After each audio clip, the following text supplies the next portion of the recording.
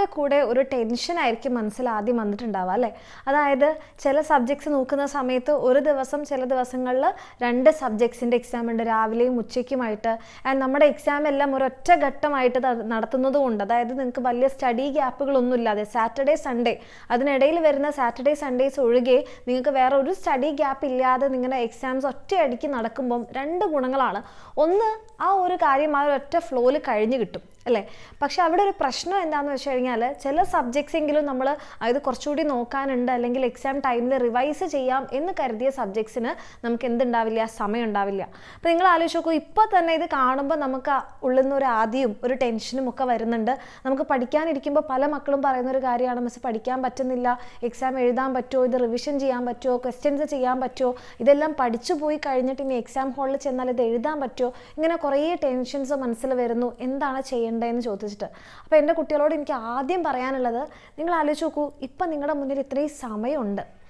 ഇപ്പോൾ ഈ സമയം ഉണ്ടായിട്ട് പോലും ഈ ടെൻഷൻ, ഈ ഒരു എക്സാംസ് എങ്ങനെ എഴുതും അല്ലെങ്കിൽ ഇതിന് റിവിഷൻ എങ്ങനെ ചെയ്യുമെന്ന് ആലോചിച്ചിട്ട് നിങ്ങൾക്ക് ഇത്രയും ടെൻഷൻ ഉണ്ടെങ്കിൽ ഇപ്പം നിങ്ങൾ ഈ ഒരു സമയം വെറുതെ കളയുകയാണ്. പഠിക്കുന്നില്ല, റിവൈസ് ചെയ്യുന്നില്ല, പ്രോപ്പറായിട്ട് ക്ലാസ്സുകൾ കാണുന്നില്ല, പ്രോപ്പറായിട്ട് ക്വസ്റ്റ്യൻസ് പ്രാക്ടീസ് ചെയ്യുന്നില്ല. ഇതിങ്ങനെ കളഞ്ഞിട്ട് അവസാനം ആ ഒരു എക്സാം ഡേ എത്തുന്ന സമയത്ത് നമ്മൾക്ക് പഠിക്കാൻ വളരെ കുറച്ച് സമയം, അതായത് ഇപ്പോൾ ചില ദിവസങ്ങളിൽ എന്താണ്, നമ്മൾ രാവിലത്തെയും ഉച്ചയ്ക്കത്തെയും എക്സാം എഴുതി കഴിഞ്ഞ് വന്ന് അടുത്ത ദിവസം രാവിലെ നിങ്ങൾക്ക് എക്സാം ഉണ്ടാവും. അപ്പോൾ ആ ഒരു ഈവനിങ് ടൈം കൊണ്ട് മാത്രം നിങ്ങൾക്ക് ഇത്രയും കവർ ചെയ്യാനുണ്ടെന്ന് പറയുമ്പോൾ നിങ്ങൾ അനുഭവിക്കാൻ പോകുന്നൊരു ടെൻഷൻ്റെ അളവ് നിങ്ങൾക്ക് ചിന്തിക്കാൻ പറ്റില്ല. ഓക്കെ, അപ്പോൾ അത്രയും ടെൻഷനൊന്നും ഈ കുഞ്ഞു പ്രായത്തിൽ എൻ്റെ മക്കൾ എടുക്കേണ്ട ആവശ്യമൊന്നുമില്ല.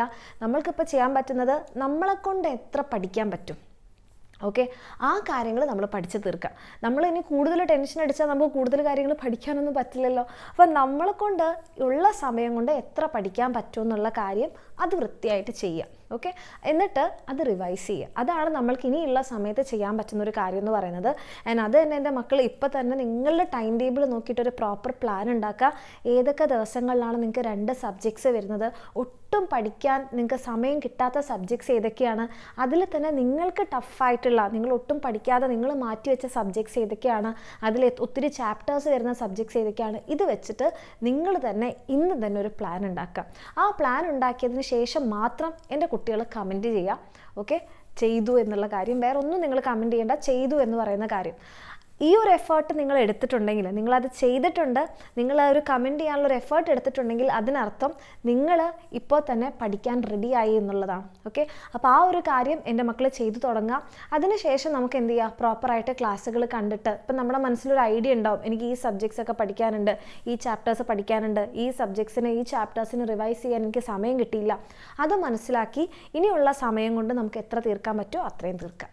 ടെൻഷൻ ഒന്നിനൊരു പരിഹാരമല്ല.